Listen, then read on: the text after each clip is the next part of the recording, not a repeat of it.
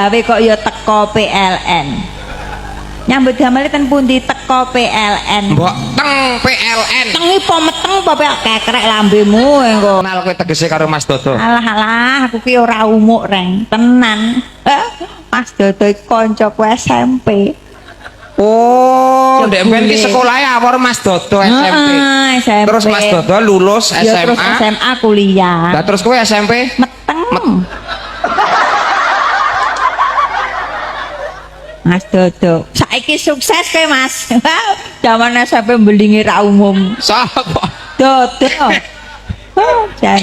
Ora enek Mas Dodo kok gambar beling ku ora enek. Biyen reng. Cilikane. Wala ya SMP kuwi, kae ning nginjeni wong uyah. Wah, omonganmu. Tenan. Mulai ra bayaran kowe kok. Ala ya Dodo kuwi kan. Iya, saiki Mas Dodo wis dadi juragan. Juragan ekspedisi. Saiki kowe yo nyambut gawe.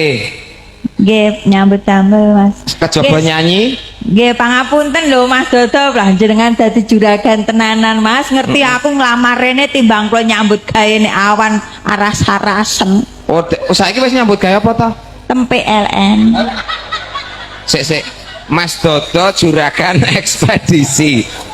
Mas Dodo juragan ekspedisi, kowe kepengin nyambut gawe melu Mas Dodo. Mergo kowe saiki nyambut gawe.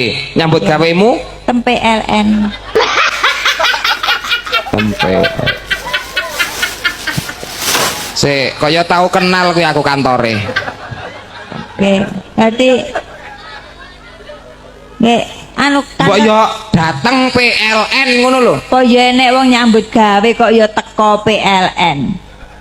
Nyambut gawe ten pundi teko PLN. Mbok teng PLN. Tengi po meteng apa kekrek lambemu engko. Ya wis lah melu aku rano tem PLN wis. Ha iya. Ngono malah dari timbange ki Mas Dodo ki. Aku teng PLN kono malah juragan truk. Truk. Mocane truk. Lah ya tulisane lak truk to.